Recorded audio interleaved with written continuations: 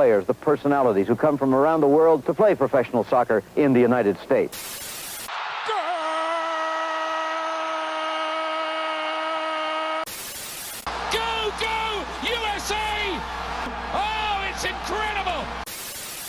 In a world where some call it football, football, or soccer, they dare to call it foosball. One thinks New York is blue, the other thinks New York is red. Soccer in America from a German perspective. Let them put some sauerkraut on your hot dog and join them for the Schnitzel Boys USA Hour.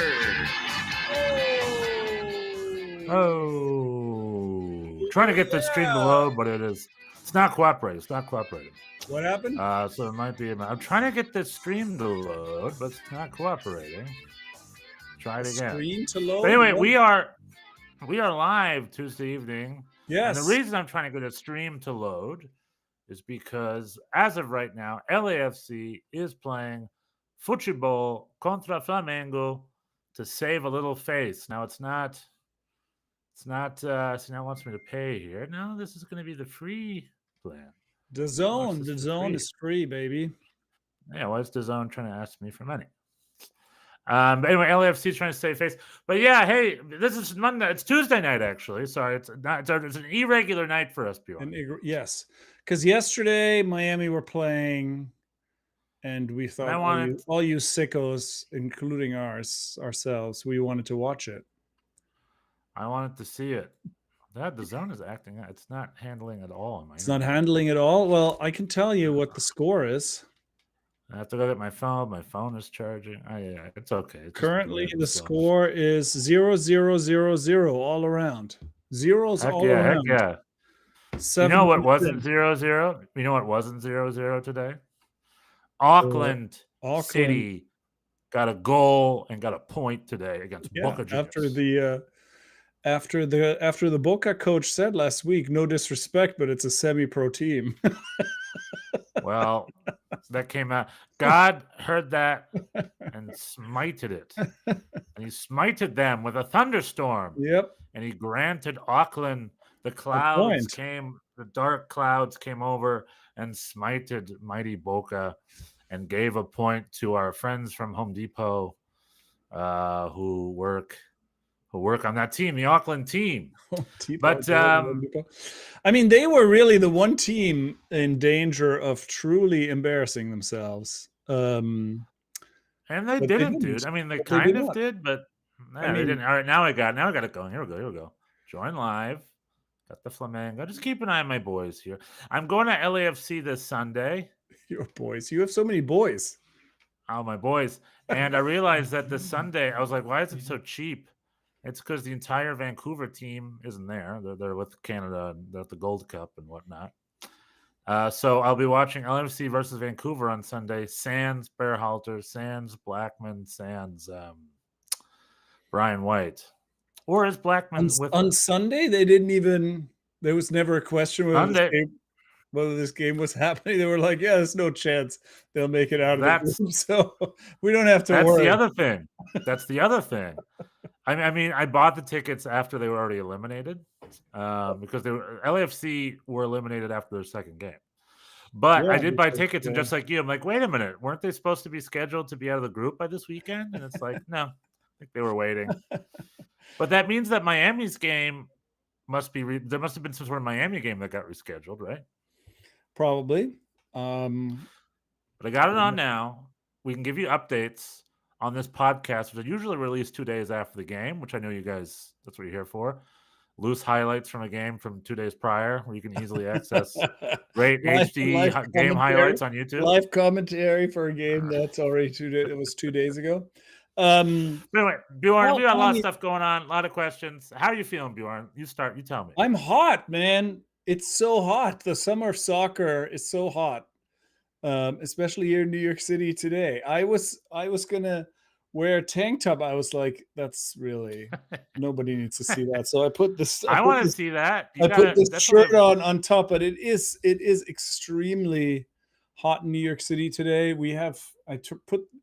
I turned the AC off for this recording, and I'm already, yeah, as you could see, I'm already like a sweat is pooling on the top of my nose.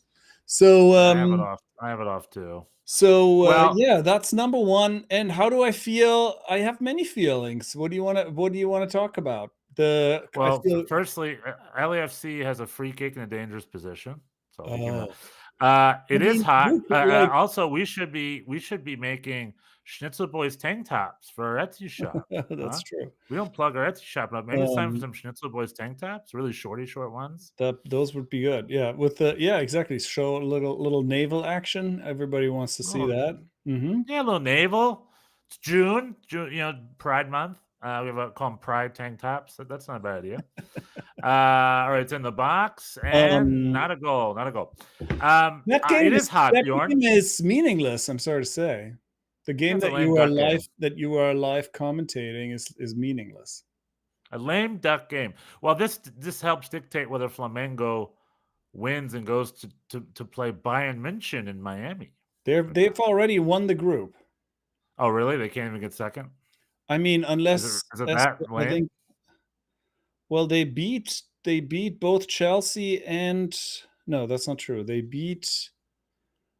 They beat Uh, Chelsea. they beat No, you're right. They beat Chelsea. both of them, Well, who did they right? tie? Who did they tie No, they against? beat.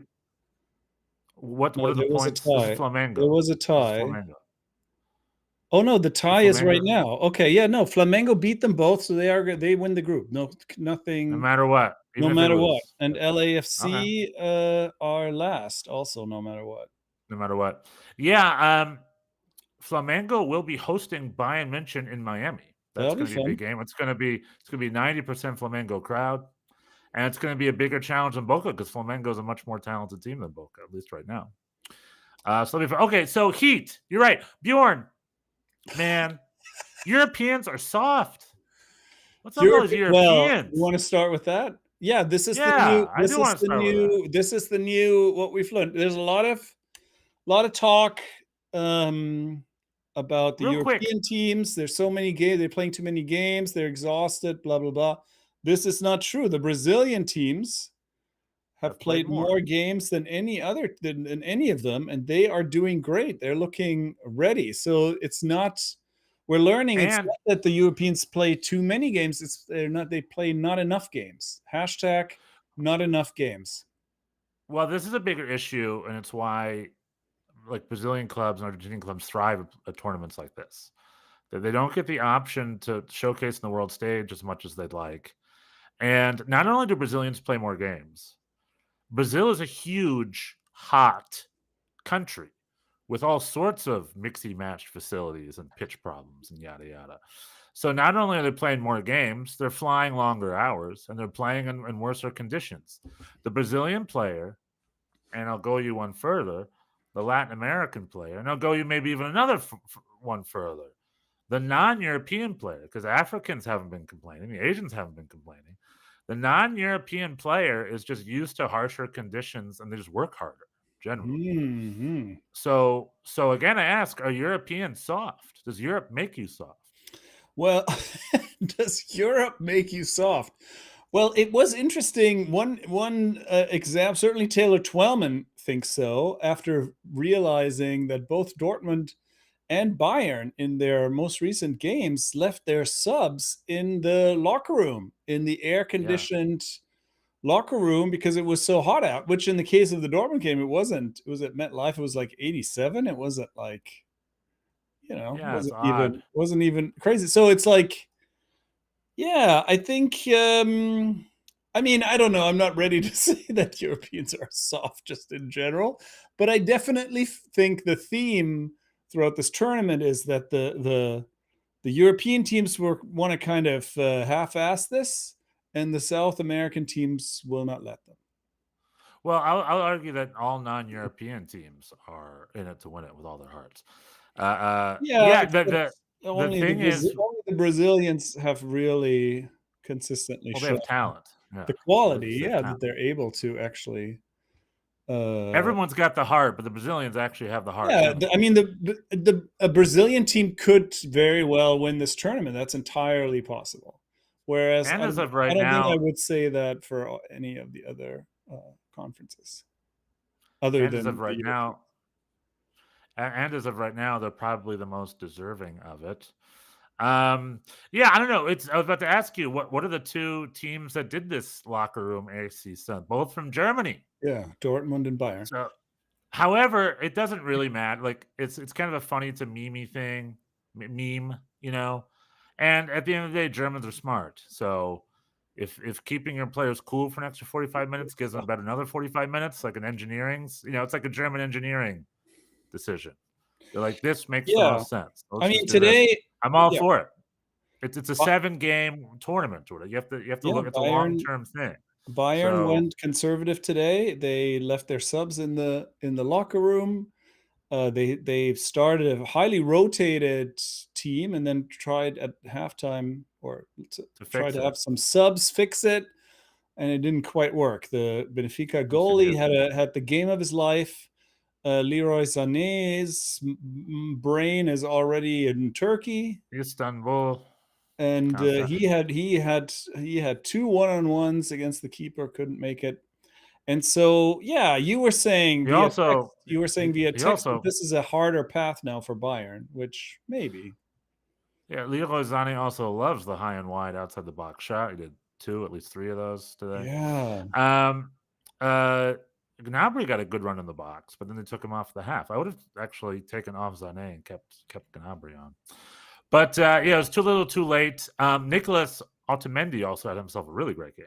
He's pretty flawless. Yeah, that guy really has some staying power in a way that I personally would not have predicted. But yeah, true. Yeah, but Bayern, if they had even a tie, they did have a goal taken off for that crazy offside rule that I know is a real rule, but a rule that I don't like, to be honest. But even a goal and a tie would have mean they would have stayed in Charlotte and they would have played Chelsea to likely an empty crowd with 20,000 people. 11,000 of them would have been Bayern fans, 9,000 Chelsea fans, maybe. But no, now they're going down to Miami to play in a packed Hard Rock Stadium in front of 60,000 Flamengo fans, and I don't know, 5 to 10,000 Bayern fans at best. And they have to play a very committed Flamengo because, again, these are Brazilian. They're here, and it's Miami. Miami's Brazil town. So I don't know. Which one would you pick, the Chelsea game or the Flamengo game? Oh, from Bayern's perspective, yeah, Yeah. probably Chelsea. But as a spectator, I want to see these. I want to see these matchups. I think these. I mean, this was the worry that I had initially, that the European sides would mostly prevail in the group stage, and then we would get a lot of inter-Euro matchups that would be kind of where they would all sort of phone it in a little bit. And so I'm down for I mean, this is early, of course, round of 16. You would rather see this maybe in a semi, but hey, bring it on, it'll be fun. Yeah, it will be a fun game. I do look forward to it. I'd love to go to that game, but it's on a Sunday. It's the other side of the country, and I work, so I cannot go. I will be at LAFC versus Vancouver instead, unfortunately. But yeah, we got an all Brazilian matchup already with the Botafogo versus Palmeiras, I believe, right? Palmeiras, yeah. And then we got a Flamengo Bayern. We have, and then PSG against Inter. all over the place. We have PSG against Inter. Messi gets. So I want to talk. Messi I gets want to to play talk his more. old Just team. Yep. yeah, he gets to play his old team. I love to talk. How poetic is that? LAFC was up for playing Bayern. That did not happen. That would have been fun because they are a professional partner club. So it would have been fun to see them play competitively. But Inter Miami is playing PSG, and that's very poetic because Messi described his PSG time as catastrophic or horrible or disaster. He used some pretty strong words a year or so ago in an interview. And also, since him and Neymar, who just re-signed with his boyhood club Santos today, since they have left, PSG has become a better soccer team, and they've won the Champions League, and they are the champions of Europe, on their way to trying to be champions of the world. So I think there's some bad blood there. Messi's in a difficult position because PSG has way more firepower. Luis Suarez and Messi are injured. By Messi is what's that? Who is? Messi and Suarez and Jordi Alba are injured. They're playing with injuries. Oh, okay. I didn't know that. I mean, they're old. Jordi Alba, I knew. So yeah, I mean, Messi Suarez has looked like his knees don't really work for a while, and yeah, it's Messi is now going to come for revenge with Aviles, Segovia, and Pico, and it's yeah, exactly. Next to exactly. And not even in Miami, in Atlanta, so it's not his home either. You know, and when we saw the Miami fans not show up for Miami, there was also this weird story today online about how the Miami supporters groups are boycotting the club right now. Did you know that? I was wondering why there were no fans. What? Yeah, the Miami supporters groups are boycotting the club. I didn't know that. What's their beef? I don't know. I think the FIFA offered them something about ticketing, FIFA ticketing issue. I think a few months ago, FIFA either refused to offer them or offer them too expensive tickets. Something about it being $450 a ticket was the offer or something like that. And they said no. And then I think they were at a standstill. And then FIFA just gave a bunch of free tickets to other supporters groups, I think, or something.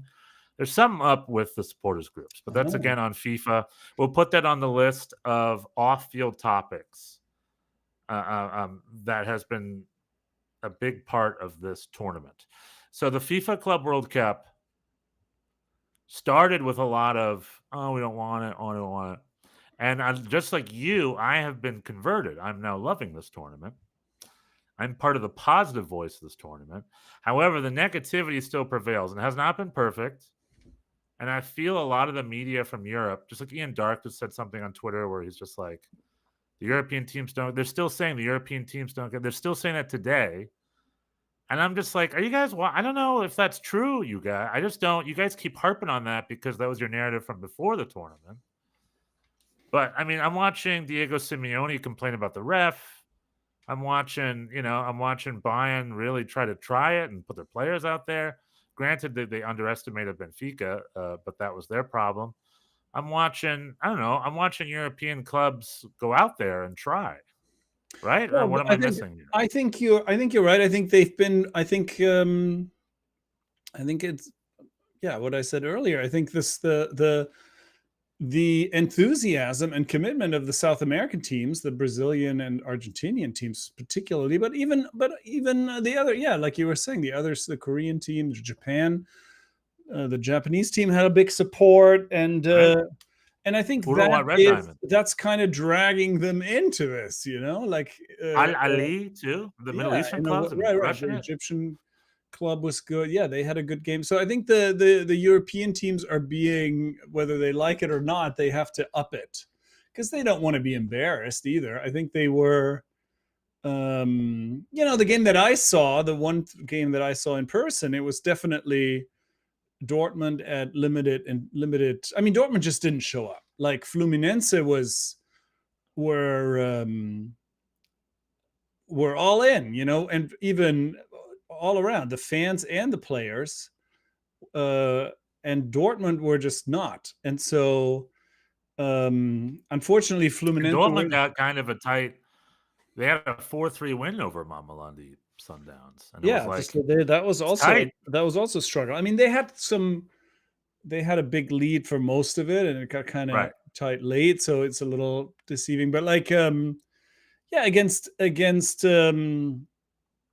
Fluminense, I mean, unfortunately, for me as a spectator, Fluminense, they weren't able to score. If they had scored a goal, the game would have completely changed. Like then Dortmund would have had to up it, and because they were kind of like, let's be chill and then kind of try and steal it at the end, and that didn't work. But and I think that's just the general theme. There's more intensity, more the crowds are bigger, I think, maybe than people thought. I don't know. So I agree. I think it's been good. Yeah, the crowds are hit or miss. Some games are into it, some games less so. But like uh, another piece of evidence in our trial to discredit the European blowhards like Craig Burley, who just say like this is preseason for them. It's not preseason for them. They just finished a season, went to their national breaks, now they're with their clubs to win $1 billion. Then when they're done, they take 3 weeks off, and preseason is next year. You can't say this is preseason. They're not a tired bunch. Other clubs have played more games, so I don't want to hear all the excuses. Are just about are soft. I don't want to hear it. They have no real excuses. But the other evidence here is, remember, we predicted Gio Reyna to get a lot of minutes because we figured this would be like a preseason tour type thing. Gio Reyna has had 0 minutes. Yeah. And the reason he's had 0 minutes is because Borussia Dortmund are playing their A team, right? Otherwise, Gio Reyna probably have more minutes if they cared less. Yeah, A minus. I'd say A minus. Well, who are they missing? In the first game, they played that left back. What was his name? The new left back that hasn't had a lot of minutes. So a couple, yeah. I mean, and Gittins came off the bench. So yeah, pretty much A minus. I thought maybe Gio Reyna would get some minutes because they're trying to sell him, and they would put him in the window. But I guess not. I guess they're prioritizing, because they have some new signings. Job Bellingham made his debut, and he looked good. And yeah, he looked good. He had a brace against the Sundowns. Yeah. And so yeah, they're giving time to the guys that are going to play for them. That makes sense. So yeah, I think you're right. I think people are treating it like a real thing. Harry Kane said it's a massive tournament in his post game interview. I've been following Bayern closely. I download their app. I read the thing. They are treating this very seriously. Like, it is a World Cup for them, and I love it. They should be. But Bayern had a very disappointing 3rd round game. I was, same with PSG. They both came out swinging, but then PSG and Bayern deflated a little bit. PSG lost to Botafogo, Bayern losing to Benfica. And then, it's kind of, no one's really been super dominating. I guess Man City versus Juventus will be telling, because they've both been kind of cruising so far. Right. And now they are each other's first challenge. Real Madrid has not been, they tied Al Hilal and they beat Pachuca 3-1, but it wasn't a super convincing 3-1 against Pachuca. The other thing that really, Bjorn, I don't even know why I'm bringing this up. Bjorn, can you help me out?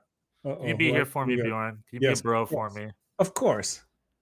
I got triggered. I got you. What happened? You got me, bro, man. That's what we need. We need bros. Getting bros here. Freaking tack manager, Mr. King of the Twitter toxic troll universe. Okay. And I'm trying not to engage, trying to care. All of his predictions are so negative and so wrong. I don't understand why he gets so much engagement.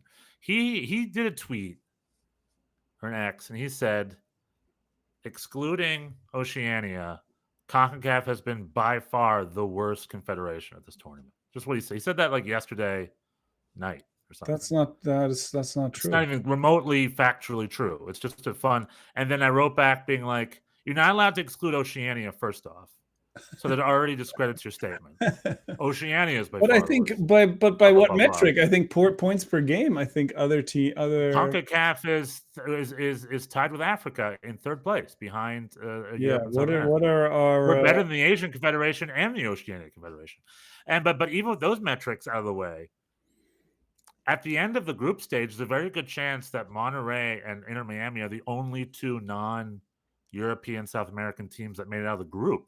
That seems like as good as the Asian, right? Yeah, I think it's very possible. I'm trying to think that there might be a chance for an Asian and African team. I'd have to double check, but I think because Monterrey tied Inter Milan let me cruise through for me. But you know what I'm saying? And he just makes these big proclamations. I'm like, what the hell? Why are you so negative? Why are you doing that kind of stuff? And everybody, you're just feeding it, and everyone's like, yeah, we're performing the worst. And I'm like, are you guys watching the event? What are you talking about? 2 CONCACAF teams are going to make it out of the group. 2. If you told me at the beginning of this tournament that 2 CONCACAF teams were going to make it out of the group, I would have laughed at your face. And no disrespect to the Asian African clubs, they're playing their little hearts out, but I don't think they're going to make it out. I think the round of 16, it's going to be like Brazilian clubs, European clubs, maybe River. I have to double check, and then I think Monterrey and Inter Miami, and we're hosts, so blow it out your butt. Yeah, I think Al Hilal has a chance maybe if they can beat Pachuca. Flamengo's looking at open goal. Oh, off the post. Flamengo just kicked off the post while the LAFC keeper, Hugo Lloris, is down in pain. So I just got my eyes on that. I guess Esperance, if they beat Chelsea right now, then they would also advance, but that's a big if. So I don't think so. But do you understand what I'm saying? When the group stage is over, I think CONCACAF will have been the best. CONCACAF will have been the third best kind of confederation. Well, they're hosting it. There's already one team through. Yeah, that's also huge. You were right, by the way, Bjorn. Give yourself a round of applause. Thank you. Oh yeah, I was thinking more LAFC, honestly, but I was right in that I said a team would advance, and I appreciate your applauding this. Thank you very much. Yeah, technical. I said no. Don't get mad at people on Twitter. It's all engagement farming. I know that they want you to be mad. They want you to respond. No, because that's what I'm saying. I'm like, don't respond. But I just couldn't help it. So I just freaking. And then one guy literally said he didn't exclude Oceania. He just said that in his tweet. I'm like, yes, his tweet said excluding Oceania. That's what excluding means. You're not allowed to exclude. It'd be like me saying. Excluding Trump, Kamala Harris had the best election result, right? Of all candidates. Exactly. It's like that's such a nonsensical statement to say. It's like sure, but that's not the spirit of truth or facts. If you 100%. If you exclude the worst teams, then your team is the worst. No, exactly. That's exactly what he said, and he's just doing that because they're just so negative on. They want to hate. They want to hate. And everyone's on like, yeah, MLS is shit anyway. It's like, it's not shit. We just beat Porto. We should have beat Palmeiras. And then we're out of the group. So go blow it out your butt, man. MLS versus the world. MLS is winning. LAFC, you should have done better, but what are you going to do? Miami made up for it. Well, I'm with you on your assessment of this Twitter account. I do. Yeah. I mean, that LAFC game was pretty embarrassing. I missed it, unfortunately. I forgot where I was, or I couldn't. Watch it. It was just hopeless. Like they just did not look like they had anything against a team that also did not look. It's not like, Esperance played the game of their lives, or they looked like they were Real Madrid or anything like that. It's like it was just like Not gegen Elend, as we like to say. In a neutral venue for both, right? It was the Nashville, right? Two teams who just really didn't have it, and like Esperance, they had a real finishing ineptitude, and Hugo Lloris had a pretty good game until he got nutmegged, and Denny Bouanga missed a penalty there at the death. Yeah, missed a penalty at the end. It really would have been mostly inconsequential. I mean, for LAFC, it would have been mostly inconsequential, but I think it would have kept them alive. This game would have been much more important. But they would have still had to. Yeah. It was like Seattle. Seattle, were alive in their last game, but they would have had to beat PSG by 6 goals or whatever. You're not really alive. That's what I'll tell you. Seattle, for being in the group of death, Seattle did well. I mean, should they have gotten a point? Yeah. Sure. It would have been nice if they got a point against Botafogo or something. But they looked deserving in that game. Yeah. They got a decent goal against Madrid. Christian Roldan looked great. He looks better than ever. Like there's been talk on Twitter of him maybe coming back to the national team. This is what I was going to ask you. Should Christian Roldan come back? Yeah, in good form. To replace Johnny Cardozo? He's Atletico Madrid, Johnny Cardozo, right away. Now. He's a defensive midfielder now, right? That's a position of need. He's always been defensive midfielder. No, he was a winger for a while. He played much higher than he does now, right? Is that not Well, I'm all about, but to answer your question, 100%. true? Okay. Especially with Johnny Cardozo underperforming. By the way, Johnny Cardozo's transfer to Atletico Madrid, I think, has been confirmed today. Yeah, I saw that. He is going to Atletico Madrid, which again blows my mind because he's a Yeah, great club player, I guess. I mean, he must when he be puts good, our shirt you on, he's know. one of the worst players I've ever He's been seen. quite bad for the national team. Yeah. Well, It could be a little bit of that, but anyway. So because of that, if you're asking me tomorrow night or when we play Costa Rica on Sunday, would you rather have Johnny Cardozo as our holding mid or Christian Roldan? 100%, I'd rather have Christian Roldan as our holding mid this Sunday. So I he mean, 100% deserves the. we'd have to see. This could be, this could be another case of the best American players are always the ones not playing. but maybe he definitely deserves a shot. Well, I don't know. I don't know if I since I promised I was going to have your back, I don't know if I can rain on your parade or not. I had some other thoughts. Is the FIFA Club World Cup or something else? Both the FIFA Club World Cup and the Gold Cup. All right. Well, yeah, let's do it in sections here. I'm trying to think if we have any exclusive FIFA World Cup stuff left. Inter Miami through, thumbs up. CONCACAF doing well if Monterrey gets through. The German teams are both going to get through, but it'll still be interesting. Who do you like, by the way, real quick? Who do you like so far in the tournament? Who do I like? What do you mean? Like, who do I like to win, or no? Who's been good? Who do you like? Who's been good? I've been enjoying a lot of the games. Like that Bayern Boca game, I thought was really fun. It was.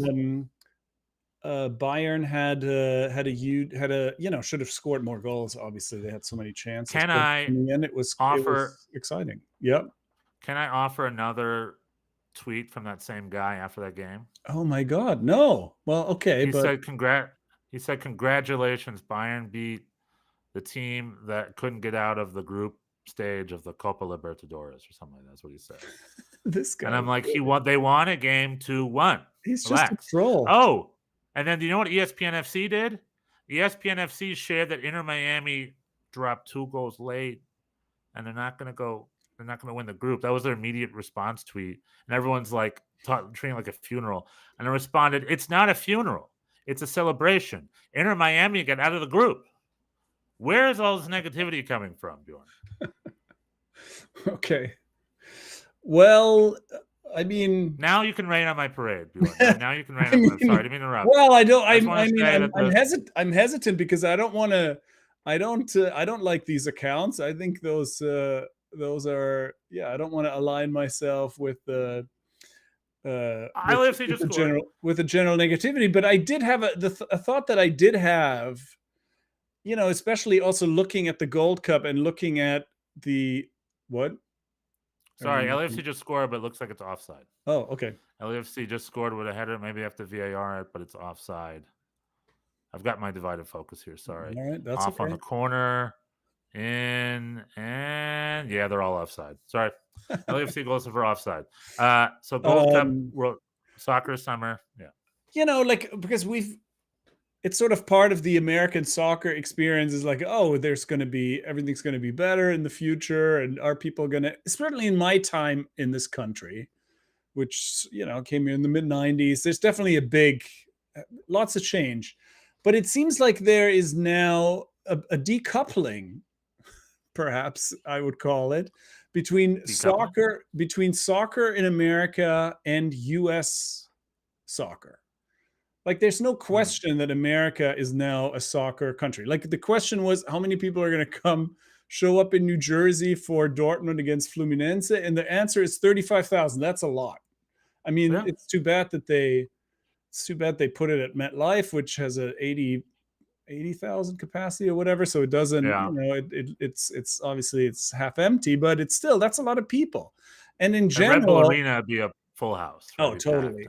And in general, the people are embracing definitely the sport, but not in the same way. That is not going hand in hand as much with MLS and the U.S. men's national team. The U.S. men's national team has had trouble attracting anyone for their games. That Austin game was very, very empty, the stadium. Mm-hmm.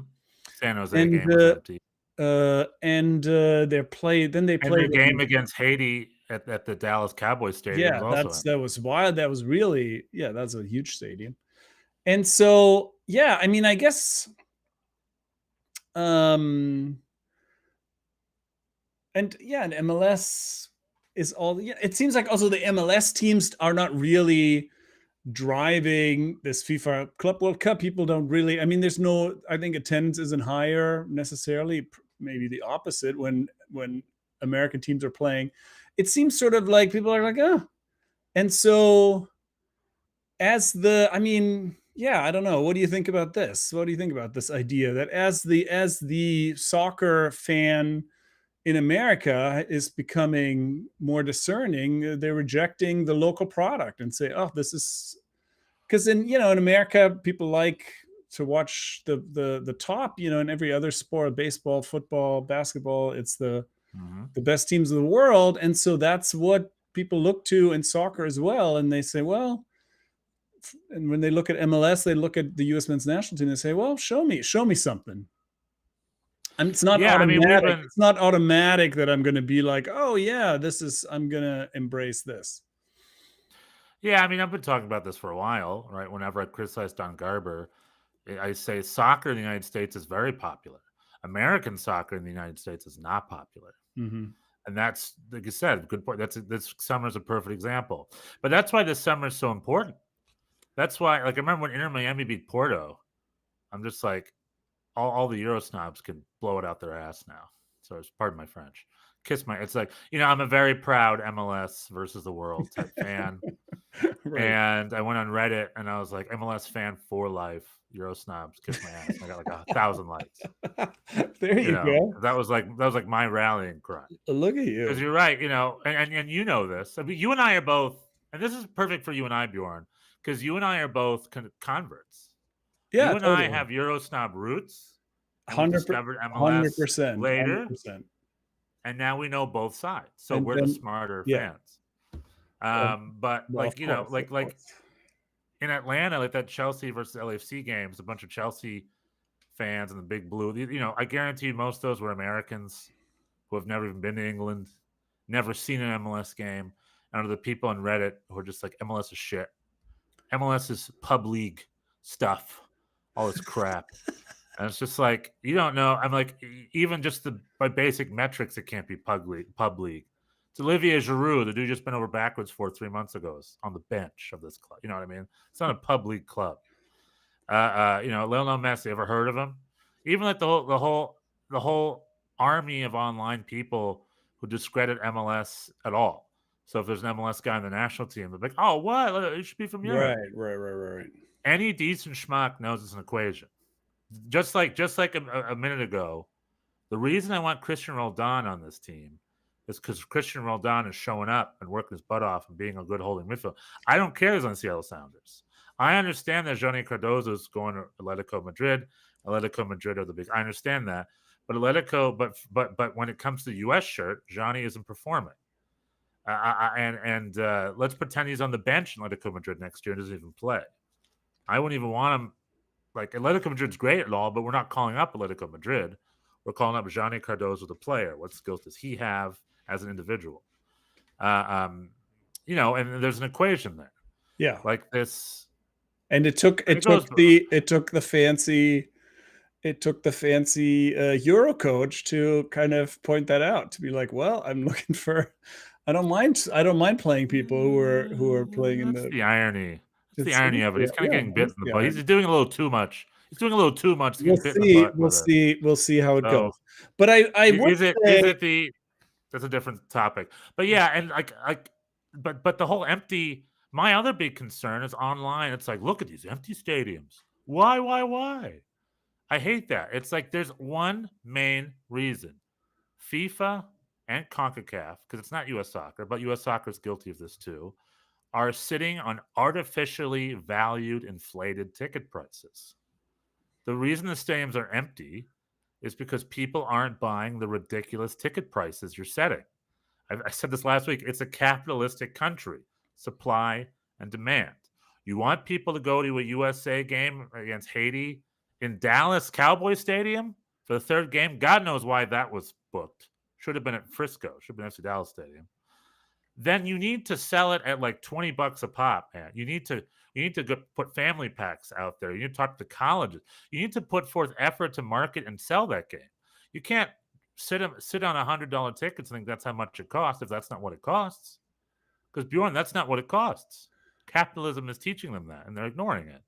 FIFA did not work with any of the local fan groups. The reason the Seattle game, like Seattle at home against PSG, at home against Botafogo, at home against Atletico Madrid, all should have been packed to the brim. But they were But if I'm not mistaken, FIFA didn't even call the local supporters groups. MLS had nothing to do with the ticketing scheme. Yeah, I mean, they definitely made some blunders there. But I mean, I'm with you on the ticket stuff. I think they're overpriced, but still, like the Austin thing gave me pause though. That's like a 22,000 people stadium. They had were there 10,000 people there? Maybe, I don't know. Like yeah, those tickets are, Bjorn, they were $100. But it's $100. But still, like $100. If that's like, if there's any kind of excitement around the team, people will go. But it doesn't there is not. No. People are not into it right now. Yeah.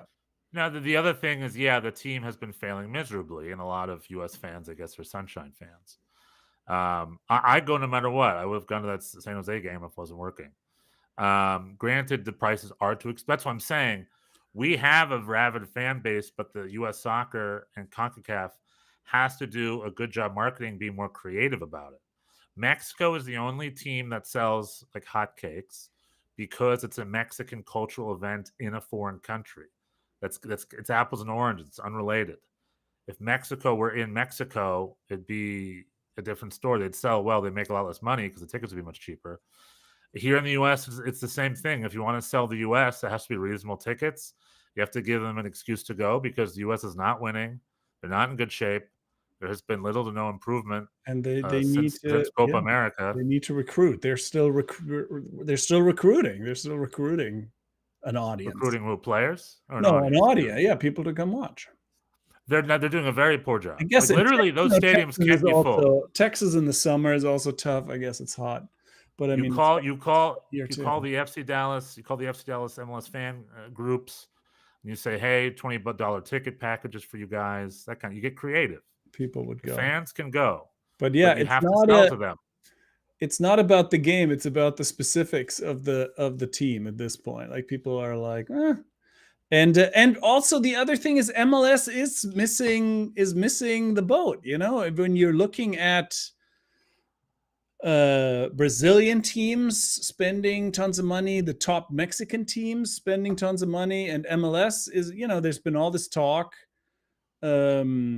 With Messi, the purse strings will be loosened. There were going to be all these new rules. None of that really has happened, and it's a little bit stagnant. It's like I definitely, when I started really following the league in detail when NYCFC came around, 2015, and there was a dramatic uptick in the first. I mean, for me, it's always obviously connected to my team. We won the MLS Cup in 2021, so everything just got better and better at that point. But I think even league wide, there was an uptick. The whole TAM initiative really improved like the middle of the rosters beyond the DPs, et cetera, and things really improved. And I don't feel that way now. I feel like over the last couple of years, things have been a little flat. And the onus, and I think that's what's good about this tournament. It puts the onus on MLS to realize that they are falling behind maybe a little bit compared to the Brazilian league, compared to the top of Liga MX. Well, that's always been a thing. Like falling behind, they've always been behind. They've never been. But then, I think there was some, there was a moment again, like a few years ago, Toronto had this run in CONCACAF. And it seemed like, for when I first started watching CONCACAF Champions League, Mexico, they wouldn't even start their first team. They would start their B team against MLS. And it was youngsters. And youngsters, it was like a, it was like league. And then they'd win. And then win 5-1. Yeah, and they would win. Like a League Cup game for a Premier League club, like it was. Yeah. and that definitely changed at this point. But then again, this year, Vancouver got completely blown out in the final. Like, it seems like there was a time when things got closer, and now it seems like it's either stagnant or perhaps, definitely the league is treading water a little bit. Well, I've always felt that. I have a lot of thoughts about that, so thank you for bringing that up. And that's also a big thing with the FIFA Club World Cup, where MLS is a unique little baby that we choose to follow, and MLS will not let go of its parity rules and laws, which we're talking about. Also, to talk more specifically about what you're talking about, I've been following the league very closely since 02 or so. Mhm. So I've seen most of it. I followed it casually in the late 90s. But like, there's never, ever, ever, ever been big jumps. It's always trickle, always. Like, because like when you introduced, like, I think when you came in, Tam and Gam was like introduced, right? That was like the next bit. And then it's like a young But DP, and then that just made this a big past off difference, season I it's 6 felt like. DPs now. Yeah, it's pushing forward, but still a trickle. There was fake DPs and there was official DP. You had to have one. Then it's like, maybe let's have two. It's like, you know what? 3. Let's have 3 now. You could trade it. It's like it slowly expands. But while everybody else is just running with it. So yeah. However, but going back in the parity thing, if the defending MLS champions got into this league, this tournament, as opposed to the guests, the Inter Miami, we would have LA Galaxy instead of Inter Miami in this tournament. And who would you rather have, LA Galaxy or Inter Miami in this tournament, representing MLS right now? Oh, well, Inter Miami, yeah. Yeah, by landslide. Our league is built with such parity laws that when our teams qualify for these tournaments, like your CONCACAF Champions Cups or like a FIFA Club World Cup, by the time they get there, they're usually totally different teams. Partly on roster makeup, but also just in energy and where they are, because every MLS team is built with limits. Every other league, your Argentinas, your Brazils, your Europes, they have super clubs up top and the rest. And that's kind of the fun of those leagues. It's like, how do the little minnows stack up and how can be the creative, blah, blah, blah. But that also means when let's say in Argentina exports its clubs, it exports River and Boca, which are 2 like all-star team clubs of their league. Mm-hmm. So all the best talent floats up to them. Right. So when they export, they're exporting their finest product. MLS doesn't have that. We don't have we don't have super clubs where our best talent all floats up to when it's time to export our best club. Like, let's pretend LA Galaxy was the super club. They would sign Jesus Ferreira, Christian Roldan, Jordan Morris. They would get Tati Castellanos. They would sign, whoever the best goalkeeper is. You know what I'm saying? Like, they would sign all the big players, and they would sit on our best talents. They'd have Hani Mukhtar would be on the team, Denny Bouanga. You know what I mean? And that would be, and then if that club went to go play the FIFA Club World Cup or CONCACAF Champions Cup, that club would destroy. They do better. But our league isn't built that way. Right. All of our clubs have very similarly balanced rosters. Yeah, I mean that's so it's always a crapshoot. The flip side of not having, because you don't have pro rel, you have to even it out somehow. Yeah. Even without pro rel, like we can make it, like the league can make a decision, just open up the books and have teams that want to spend and teams that want to spend not spend. You know what I mean? And like and they keep open up saying the rules. they're gonna do that, but it's not happening. And it's also, I understand. On the other hand, well, keep talking. I don't want to. But yeah, so when MLS clubs like the MLS league is designed by NFL execs that don't come from a universe where they don't control their own sport. Therefore, MLS is this weird intra-competitive league. So it's built to be within itself. Exporting a club to go play for another title, the league's not built for it. And as you know, Don Garber always drags his feet. He's trying to pull us out of the Open Cup. CONCACAF Champions Cup for a long time was never really prioritized. It's not really part of our schedule too. Like it's spring to fall, it's fall to spring, we're spring to fall. Right. And then this tournament, I'm sure he cares, but like, it's the same thing. Our clubs aren't built to compete externally. and we're the only league like that. It's not like Hoffenheim is here or St. Pauli. It's going to be Pellegrino. Bayern. It's going to be Dortmund. It's going to be the best one we got. Right. That's And their they brand. That's their they are export. better than, yeah. No, and that Yeah. is true. But there is also, well, the flips. First of all, I want to do shout outs here in the chat. Daniel Young is at the gym. Jesus Boteo, hope I'm saying that right. Is saying, "Let's go, boys." Shout out to him as well. And my man Keir Randall, Hello, Jesus. my man Keir Randall, who's texting me how hot I look on YouTube. And I don't think he means hot in a not like attractive. I don't think he means attractive. I think he means you don't know that. Sweaty. It's hot in here. Anyway, the other, but the flip side of all of this is that all these owners, these poor owners, have to pay for all the infrastructure. I caught up. I've been catching up on Welcome to Wrexham, everybody's favorite soccer show. And you see, they have a lot of, obviously they only tell us so much about the actual finances, but they have these they're making bank. They have these, but that's what I'm saying. They have these Zoom calls where they're like, okay, yeah, we need to renovate the stadium and we have all these.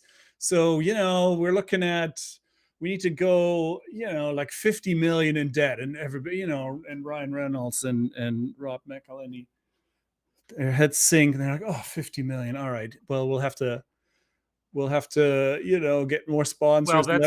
But this is, this is 50 million. Show. Obviously they're at this point, I think they're in League One, but still from League One to the Championship, this is the kind of money they're talking about. Whereas in MLS, you have to pay 400 million just as a franchise fee. Then you pay that again to build a stadium. So you're asked to pony up all this money to build the thing. Whereas in Wrexham, the enthusiasm and the community is already there. So just so 50 million go a long way in that kind of setup. Whereas in MLS, you're asked to put in huge amounts of money just to build infrastructure but then the curse is you're in America where you're competing with the greatest sports of the world. So you just gotta, you gotta cough it up some more, I guess, is the only answer.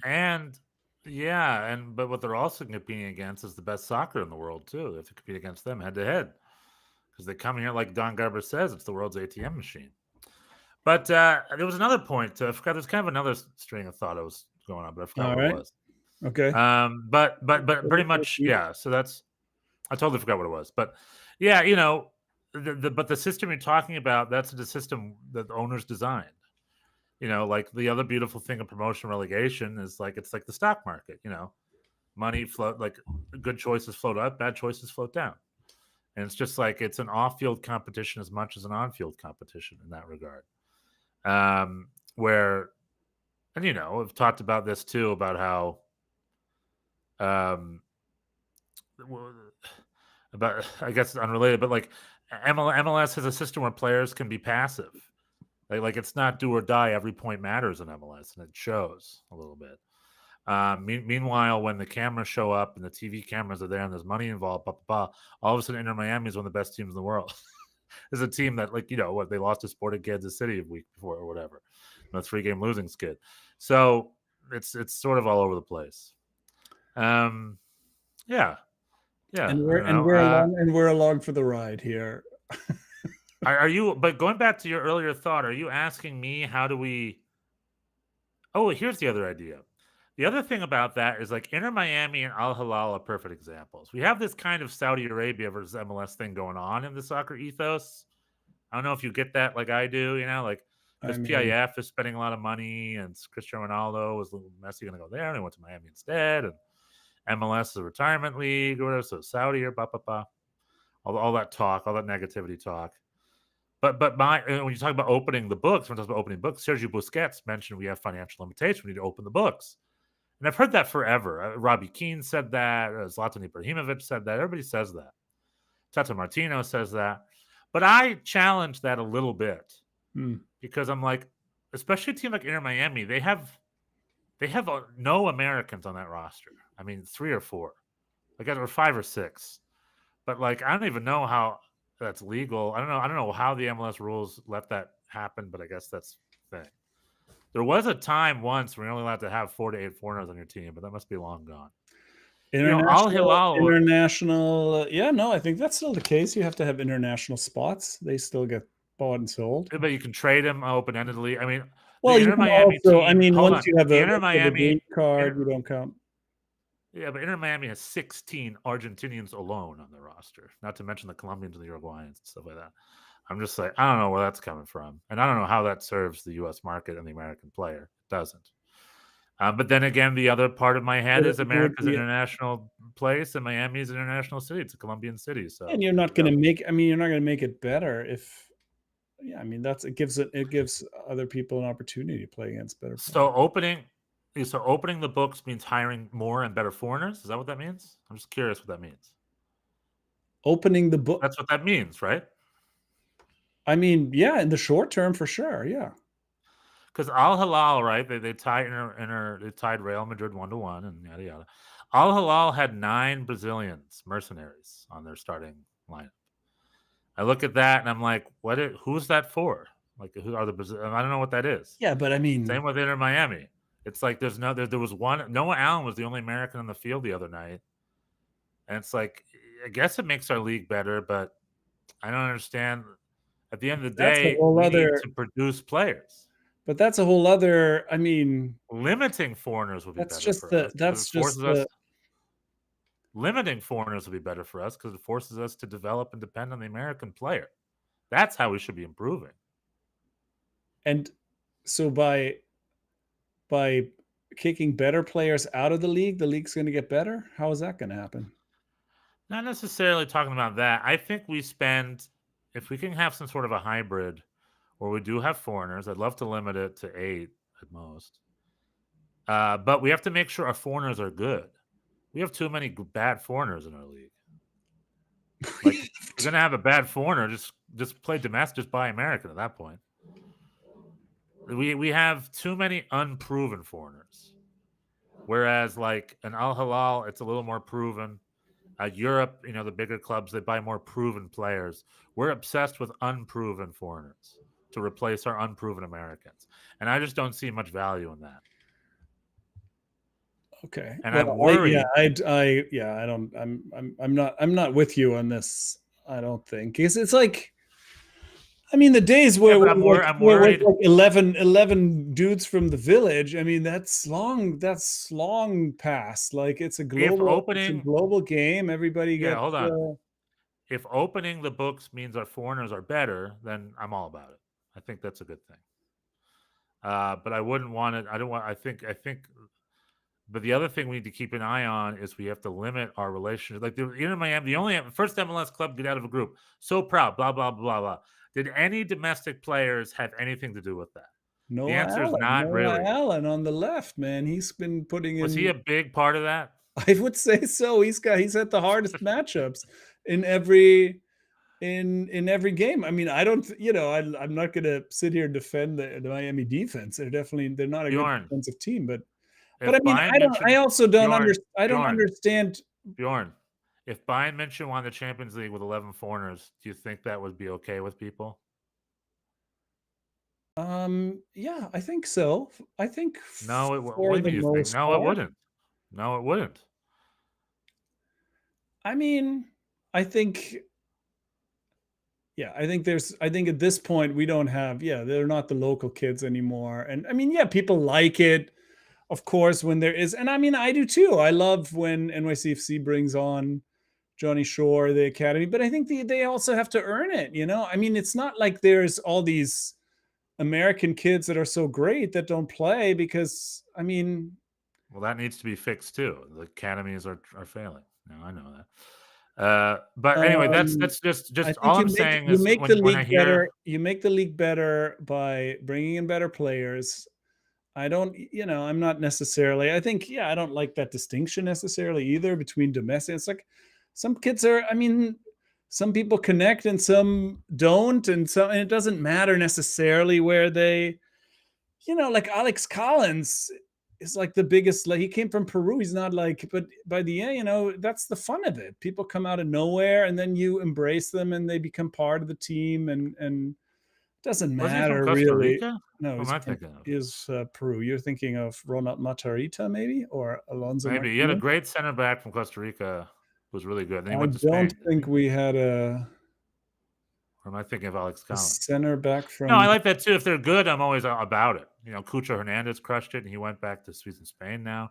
But my problem is we spend too much money on unproven guys, whereas for people with more money spend it on proven foreigners. So I'm actually supporting that idea.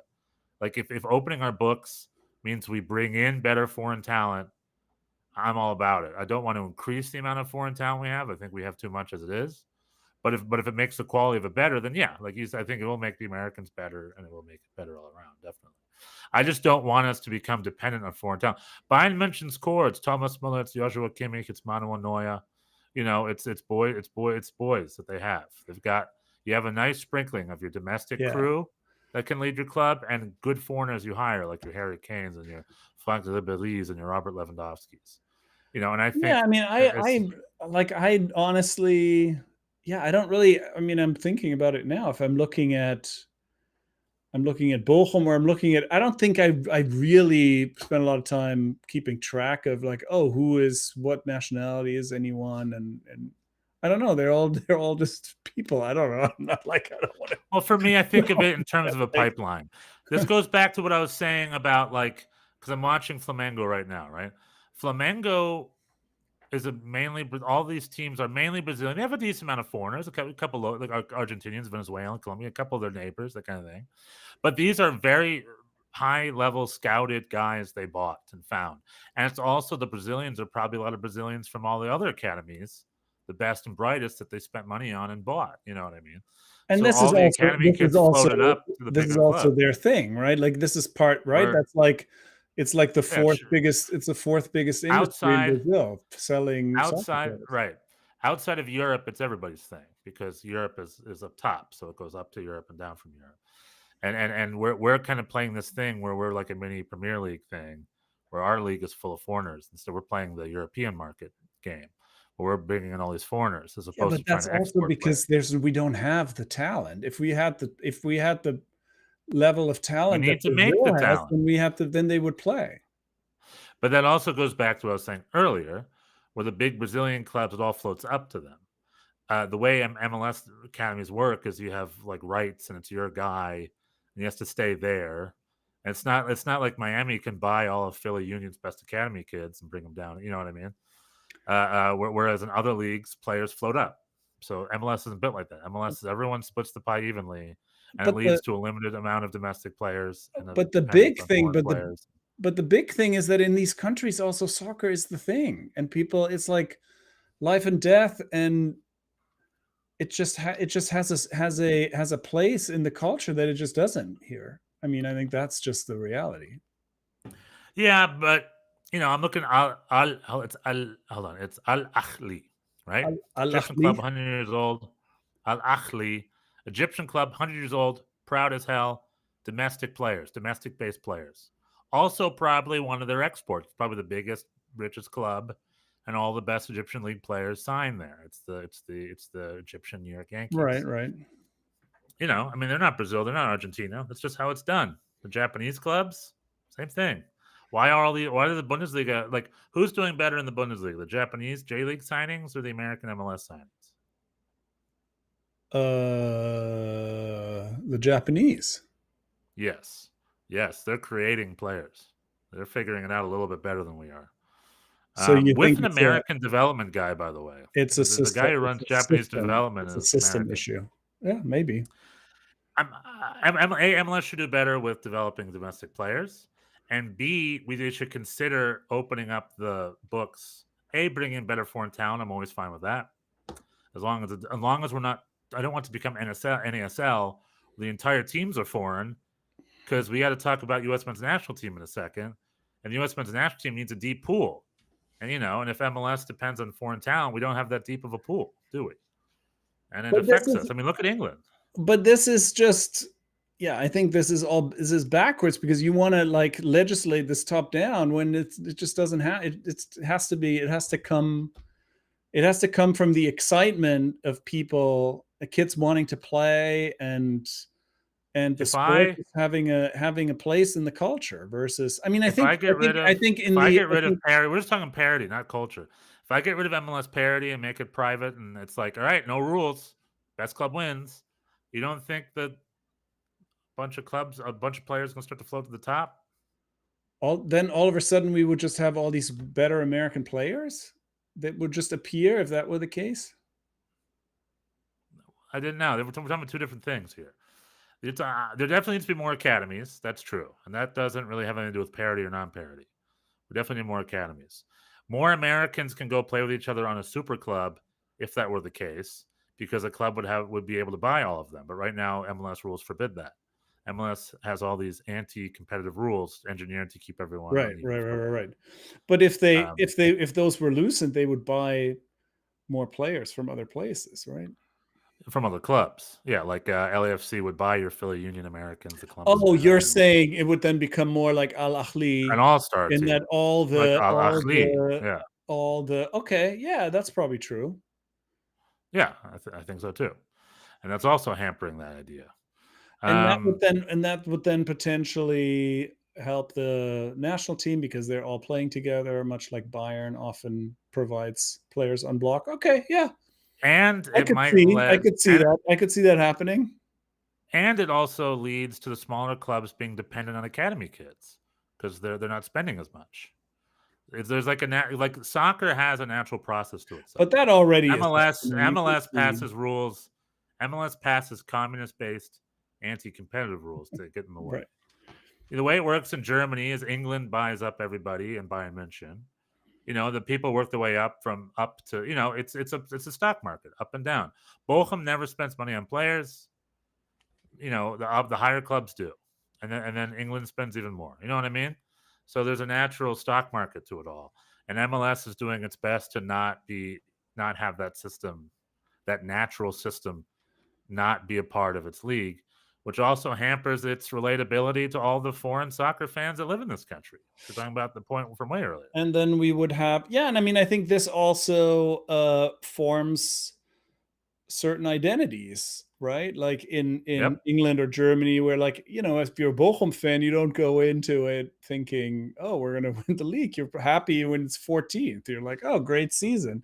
And I guess that's another problem with this parity that every fan thinks, "Oh, we should have a chance. We should be contending." And it's 30 teams, only one can win. So then a lot of teams end up disappointed. So if you had these different echelons, you would also then create a different culture around certain teams that would then be, perhaps happy with a midfield spot. So Yeah, yeah, pro-competitive. I see that happening. I agree with you in the end. Yeah, it's just, but when people say open the financial limits, I do agree with that. It should be more. It should be just like everybody else. Like all this, I hate how complicated this league is. Right. But anyway, we talked about it ad nauseum. FIFA Club World Cup, fun tournament. We got transfers. We got Gold Cup. Okay, Oh boy. USA is playing Costa Rica on Sunday. It's empty because it's too expensive. We talked Alonso about that. Martinez hat trick incoming. Incoming. Perhaps the United States has won their first 3 games, which is fine. But Costa Rica will be their first real challenge. And I'm not, I hope they do well. They've been playing well. They've been playing into the tournament. They do have the firepower and wherewithal to beat Costa Rica. One would They hope. should be able to beat Costa Rica. But I don't know if they will, Bjorn. I don't know. I don't know, man. Yeah, we'll see. I mean, there's been some bright spots, I guess. Malik Tillman's done really well. Tillman, he's going to Leverkusen as of today. We're learning, right? He's That's right. And Gio's going to be the replace him at Florian PSG. Wirtz replacement. That's a tough. That's no pressure, dude. Well, but he's been Leverkusen's one of about the to enter their new chapter because they got rid of Xabi Alonso, they got rid of Jonathan Tah, they got rid of not going to be a contender immediately. Now, That's Malik true. Tillman's part of the new project over at Bayer Leverkusen, which will be good for him. Yeah, if he can keep a spot. And he's and been then looking Gio he's Reyna, become the star of the team, right? For this for this summer, Gold Cup. Yeah. which is another great way to stick it to Christian Pulisic from Mauricio Pochettino. Mauricio Pochettino was just singing his praises at the thing, and I guarantee you that was very much he can replace Christian Pulisic, sort of wink, wink, nudge, nudge, unless I'm reading into it too much. And then Gio Reyna maybe will go to PSV after Malik Tillman leaves. Is that real? I had not heard that. It's real in my mind. It's real in my mind. Now, his agents have offered him to Ajax, PSV, and Feyenoord. Okay. He's been offered to those clubs. That's probably a big step down for him financially, huh? It doesn't matter. He hasn't played soccer his entire adult life, and he's been a pro for 5 years now. Yeah. So he needs to start playing soccer. But he's he should be doing probably it for free. Who cares? But before, he's not gonna like smack his lips at going to Ajax. He's gonna want to see if anything goes in Italy or France. No, probably. He definitely. So this is from his agent, Root Sports. He has a new agent. Got rid of that big agent that did nothing for him. Now he's at Root Sports. He's been offered to Ajax, PSV, and I think Feyenoord, and he's looking for a move outside of Germany. He does not want to stay in Germany. So the only other thing was Olympique Lyon, but they have been relegated. But they have been relegated to second division, and now Terrence Espen and Matt Turner probably have to find a new club all of a sudden. Yeah, that has to mean the Matt Turner thing is off. Yeah, so interesting. Right.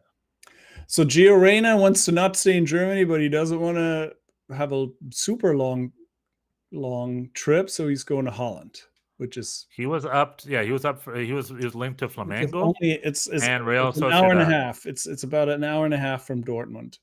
Right. The Dutch border. I would have been into. He was linked to Flamengo. I'm watching Flamengo right now. I'd have no problem with Gio Reyna playing on one of these clubs. I mean, if it means he plays. Talk about the financial purse strings. Like a Brazilian club has 15 DPs essentially, like Matt Doyle pointed out. Our big power DPs are there coming off the bench last minute. Yeah, Santi Rodriguez is just there to wait until all their starters go to Nottingham Forest, and then he will play. Replace, and like it still blows my mind that Facundo Torres is a Palmeiras star, the former Orlando City forward. He was good for Orlando though. Yeah, he was pretty good, but just funny as a Brazil. I guess I don't know. I guess he's better than I realized. I don't know. There you go. USA got Costa Rica on Sunday. They have a long rest. Hopefully they're prepared. I wish them the best. Chelsea's winning. Chelsea's winning. Flamengo. LAFC is holding on to a scoreless draw. Wait a minute. Look, Chelsea got both of their goals on long stoppage time in the first half, right? Am I reading that right? Mm-hmm. One from Liam Delap, the new signing. All right. I think that's about all I got. All right.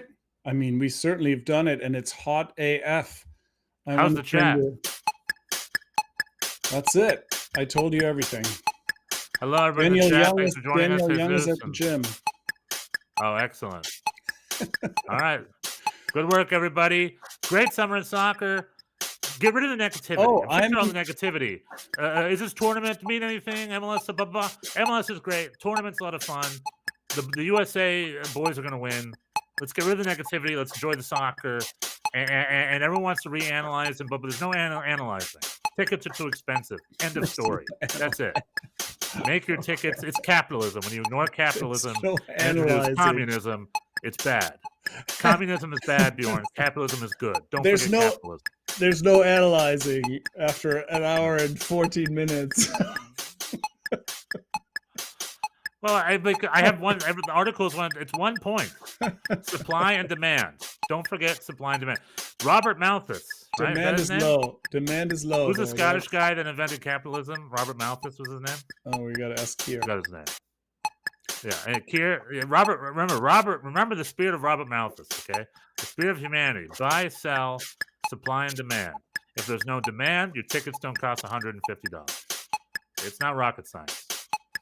All right, here we go, LAFC. Right. Here we go, LAFC. Oh, Bouanga missed. Still scores. All right. All right. Cheers, I'm everybody. out. I'm out. I think I'm not around next week, but we'll see. We will figure out next week. All right. Good night. Maybe I'll go on solo. We'll see. All right. Cheers. Tschüss.